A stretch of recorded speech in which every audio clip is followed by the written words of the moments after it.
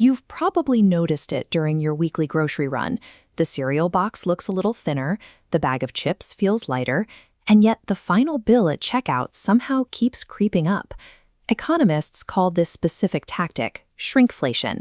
Instead of jarring you with a sudden price hike, companies quietly shrink the product size while leaving the sticker price exactly the same. This local economic pressure is the direct result of a geopolitical crisis currently unfolding thousands of miles away. Right now, the physical dimensions of the food in your pantry are being dictated by ballistic missiles flying across the Middle East. For a brief moment, global markets had relaxed. A fragile ceasefire, heavily championed by Donald Trump, had temporarily paused the hostilities in the region. Then, almost overnight, that diplomatic peace completely collapsed. Iran launched a massive barrage of ballistic missiles, filling the night sky with streaks of fire as they directly targeted Israeli air bases. And those strikes did not stay contained to military outposts. A localized border dispute has rapidly spiraled into a full-scale regional war, sending an economic contagion straight toward India. The spark for this latest escalation was Israel launching a fresh offensive against Hezbollah forces.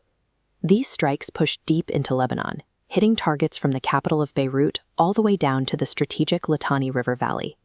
In response, Iran abandoned its usual strategy of relying on proxy groups and opted to strike Israeli territory directly. Both nations have now moved into a direct state-on-state military confrontation. The collapse of the ceasefire immediately triggered a furious response from Donald Trump. Breaking from the usual playbook, he issued a highly public, severe warning to Israeli leadership. The ultimatum delivered to Prime Minister Benjamin Netanyahu was blunt: hold off on a massive retaliatory strike or risk facing Iran without American backing. Under the extreme pressure of a wider war, the traditional dynamics of the U.S.-Israel alliance are showing severe stress fractures.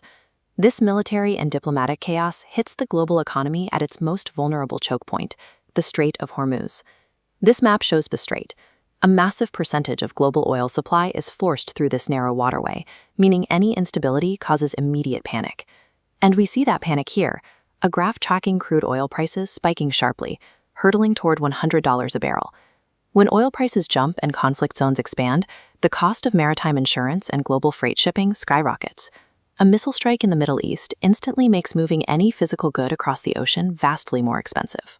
The crisis has also triggered immediate human stakes for the massive Indian diaspora working in the region.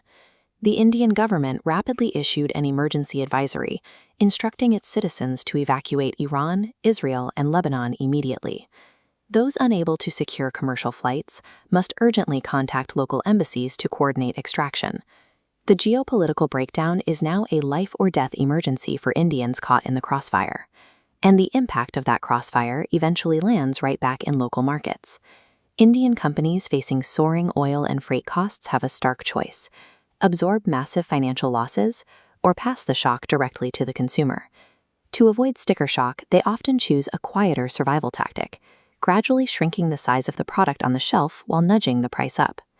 In a hyper-connected world, a breakdown in regional diplomacy translates directly into the daily cost of living for families across India.